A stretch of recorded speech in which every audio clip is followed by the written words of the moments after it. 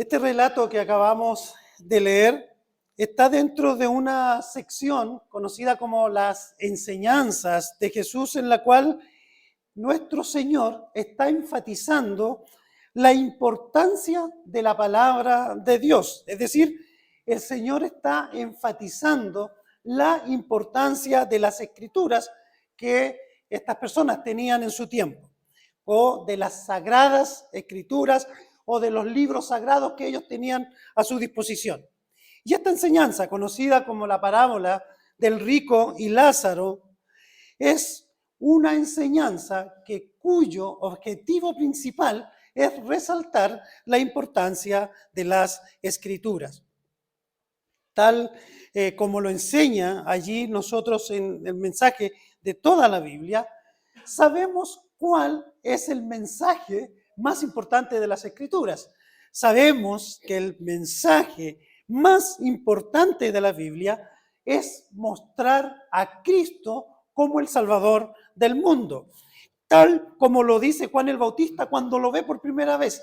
He aquí el Cordero de Dios que quita el pecado del mundo. El Cordero de Dios es una comparación que se hace de Jesús para mostrarlo como el sacrificio perfecto de Dios para perdonar los pecados de la humanidad. En esta parábola encontramos varias enseñanzas que a mí me gustaría compartir con ustedes. Primero, la muerte física es una realidad que todos debemos enfrentar. La muerte física es una realidad que todos debemos enfrentar. Versículo 22 leímos: y aconteció que murió el mendigo y fue llevado por los ángeles al seno de Abraham, y murió también el rico y fue sepultado. El relato nos muestra dos vidas muy distintas. Uno era un mendigo pobre que no caminaba, porque el versículo 20 dice: había un mendigo llamado Lázaro, el cual estaba echado a la puerta de él, lleno de llagas. Y qué contradictorio. Para algunos puede parecer contradictorio. El nombre Lázaro significa el ayudado de Dios. Pero quien viera a este hombre, lo primero que hubiese dicho: qué extraño, ¿cómo él es el ayudado de Dios si es un mendigo pobre que no caminaba? A él iban y lo dejaban a la puerta de la casa del rico para que mendigara allí. Era tan pobre que iba a la puerta del rico para tratar de saciar su hambre. Se conformaría con algunas migajas, con las sobras que quedaban. Este era Lázaro. En cambio, el rico no tenía ninguna necesidad. Se vestía de lino y púrpura, tenía prosperidad económica, hacía grandes banquetes, o sea, tenía una vida social activa, tenía muchos amigos, lo pasaba bien, disfrutaba de su buena vida.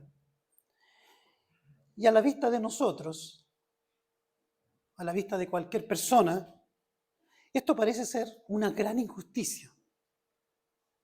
¿Por qué a unos les va tan bien?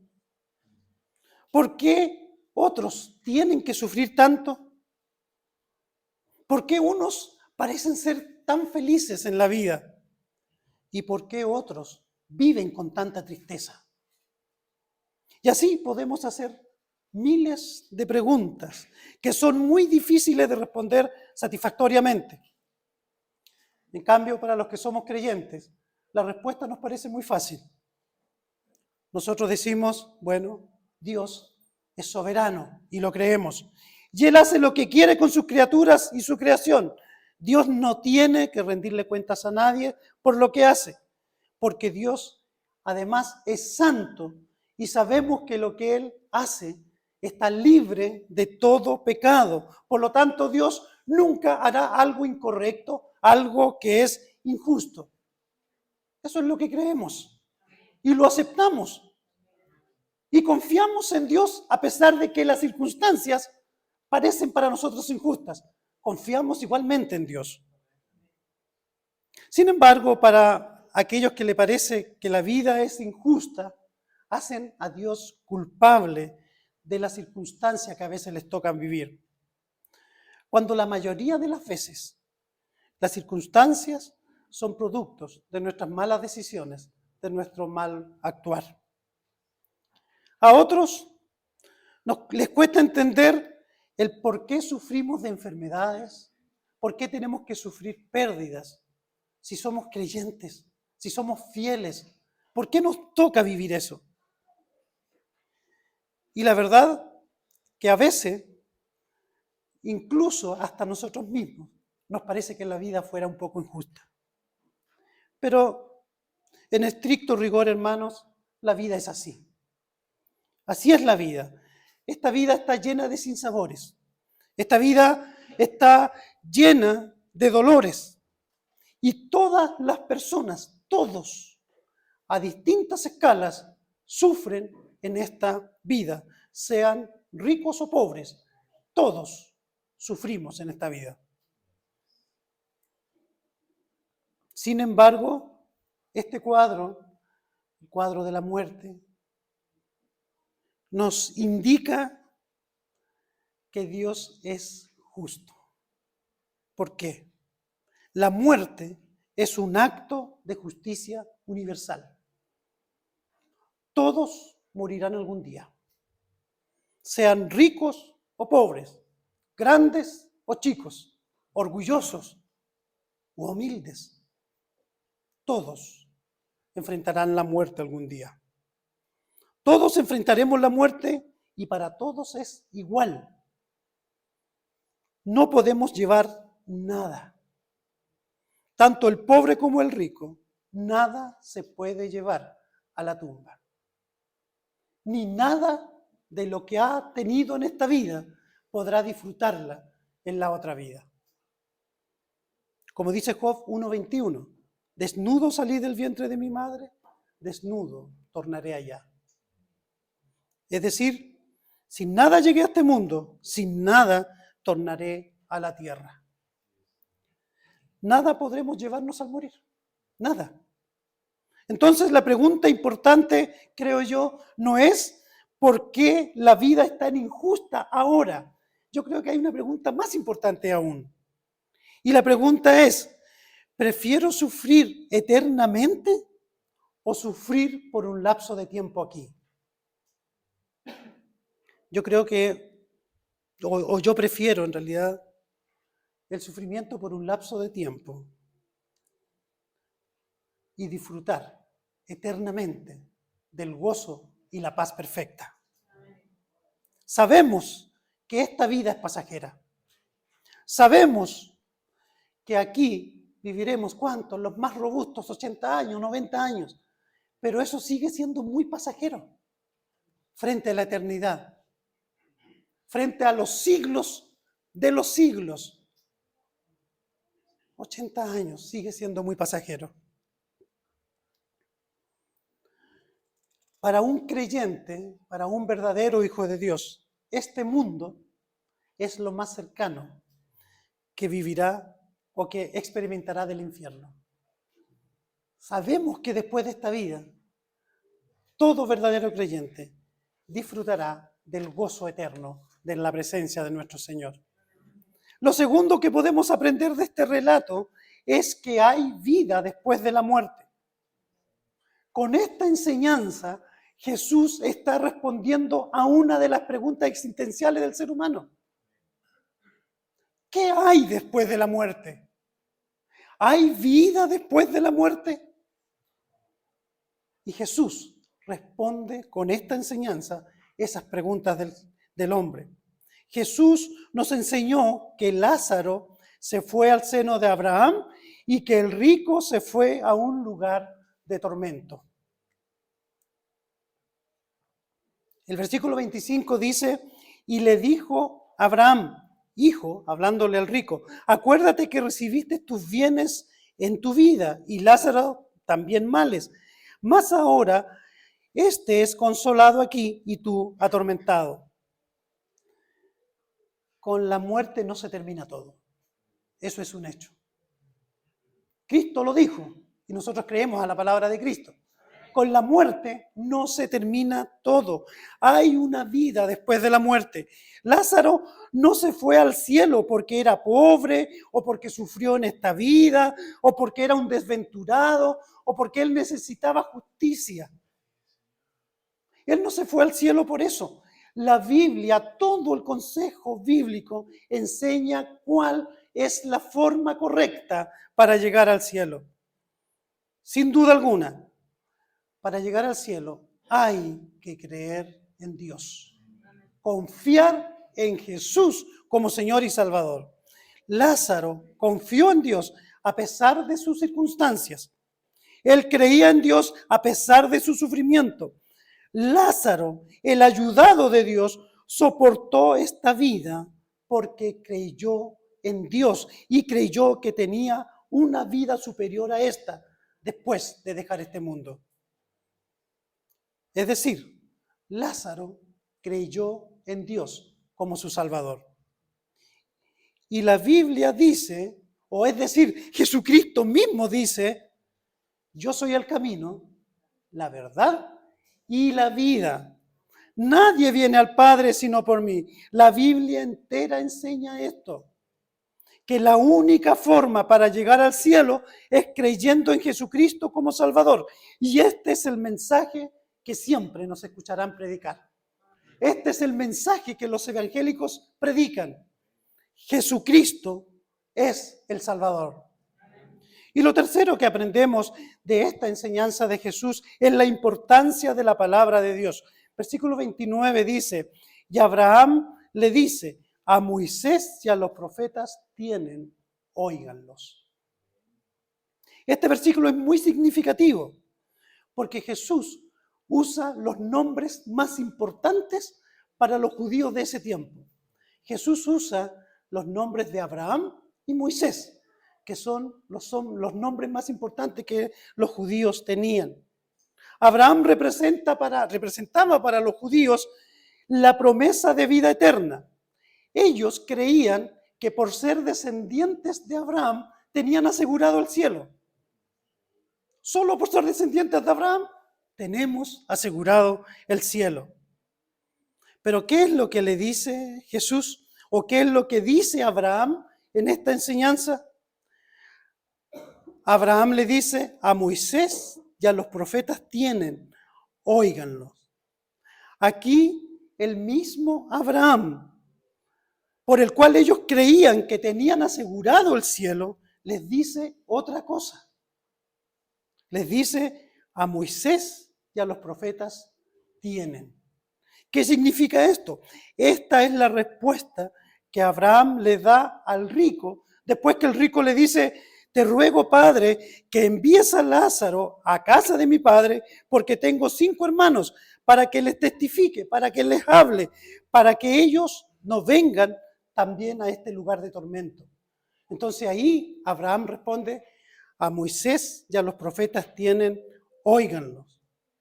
Y esta frase, a Moisés y a los profetas tienen, es la frase que usa Jesús para identificar los libros sagrados que ellos tenían a su disposición en ese tiempo. Cuando habla de Moisés, se refiere a los primeros 5 libros de la Biblia, conocido como el Pentateuco, y a los profetas, a las escrituras de los profetas. Entonces, lo que realmente estaba diciendo es aquí, mira, tienen todo el Antiguo Testamento, que está de acuerdo a nuestra Biblia, a ellos, óiganlo, oigan lo que dicen las escrituras.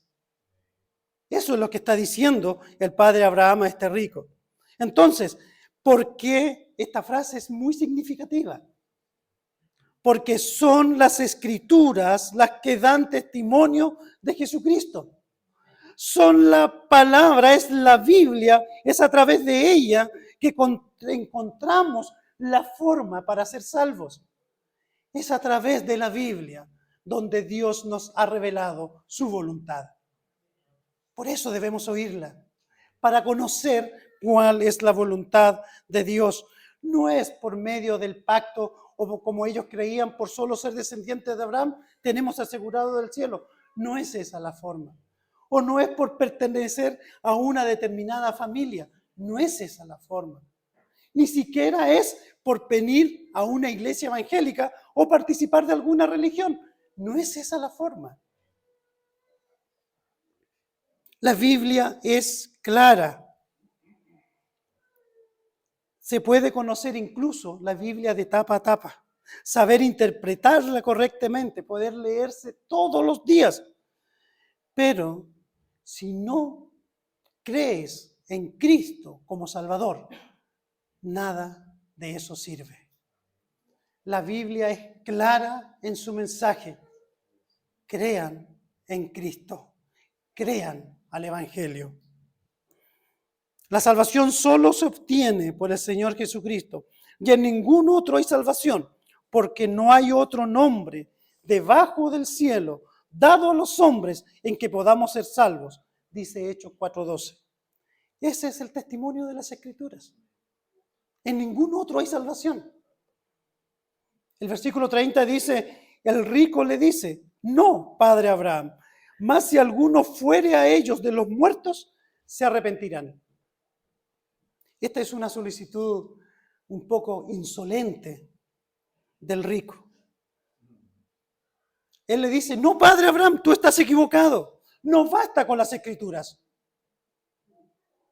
Las Escrituras no son suficientes para ellos. Ellos necesitan algo más que las Escrituras. Pero si alguno se levanta de los muertos, dice el rico, pero si alguno se levanta de los muertos y les fuera a predicar a ellos, ahí sí se arrepentirán. Y esto que está diciendo el rico es falso. Porque está comprobado que ni aún el milagro más grande puede convencer a alguien que está determinado a no creer.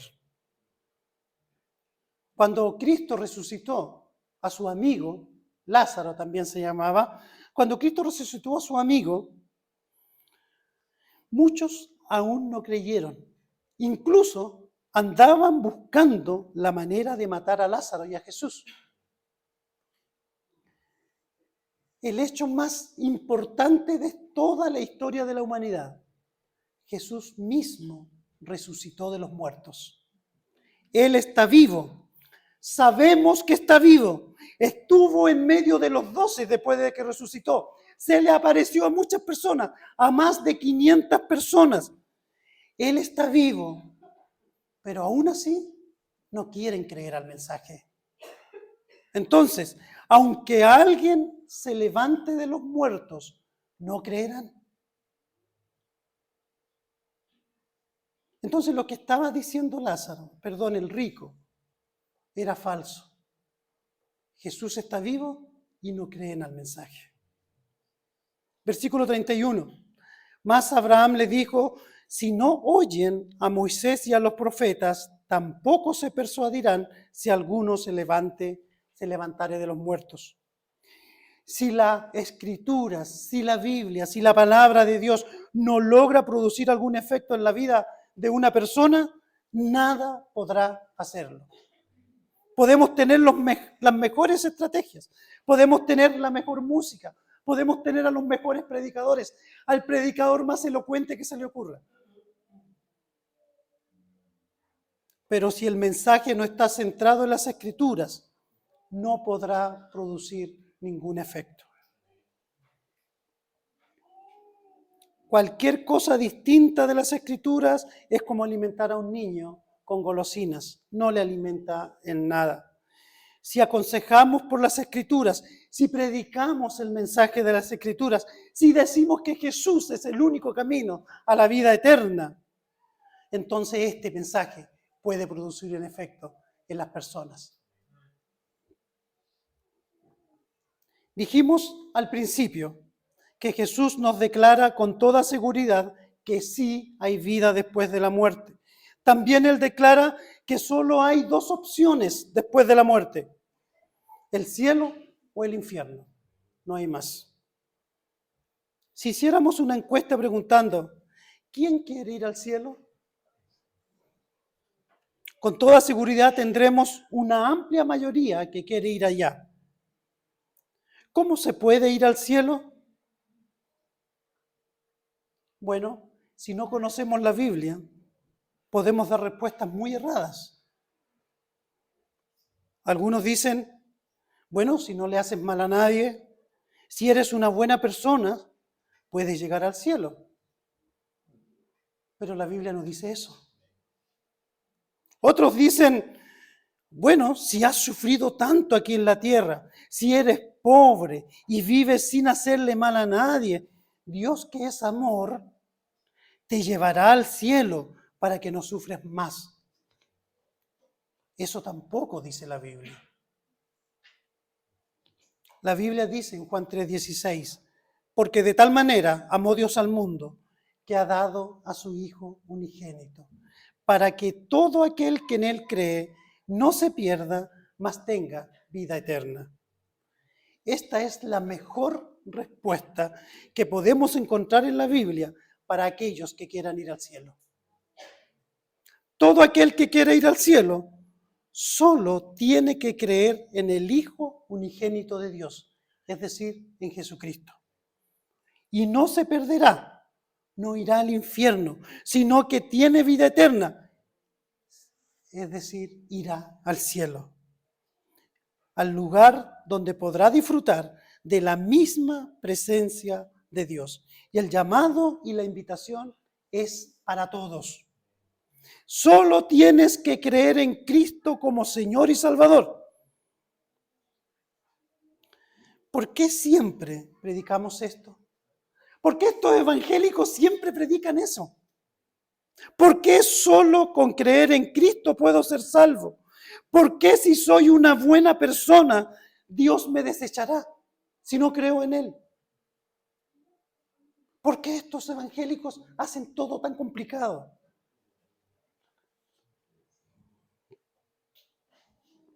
Y la verdad que nosotros creemos que no estamos complicando las cosas. Si el mensaje es muy sencillo, cree en Cristo y serás salvo. Eso no tiene nada de complicado. Lo complicado es tratar de llegar al cielo a través de mis buenas obras. Eso es imposible. Eso sí que es complicado. ¿Para qué complicarse la vida con querer llegar al cielo haciendo buenas obras? Si alguien pretende que Dios le deje entrar al cielo presentando sus mejores obras, le debemos recordar que lo mínimo que Dios exige, si tú quieres presentar buenas obras, lo mínimo que Dios exige es perfección. Y hay una máxima que dice, nadie es perfecto. Cada vez que dañamos a alguien, ¿cierto? Decimos una mentira, robamos, lo que hacemos, nos justificamos diciendo, nadie es perfecto. Y es cierto, nadie es perfecto. Por lo tanto, no puedes llegar al cielo con tus buenas obras. Por eso que el mensaje es sencillo. No te compliques la vida.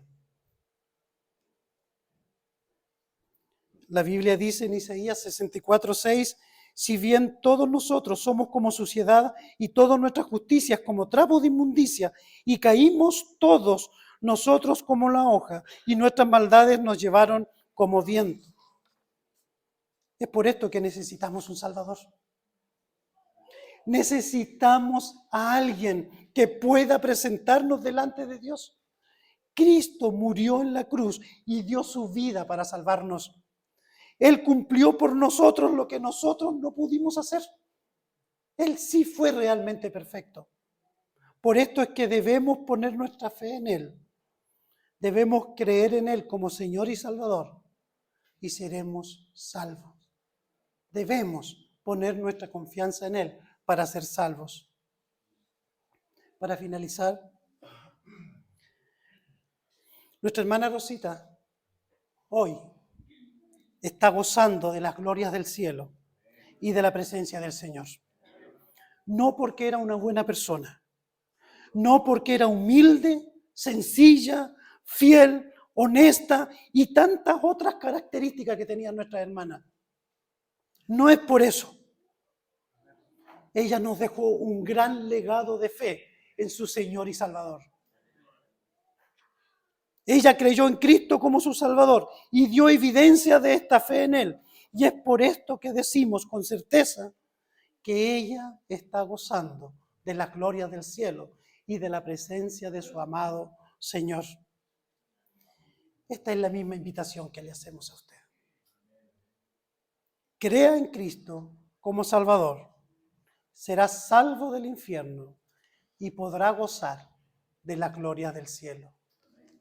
Le invitamos a que reflexione en esto y a que ponga su fe en Cristo.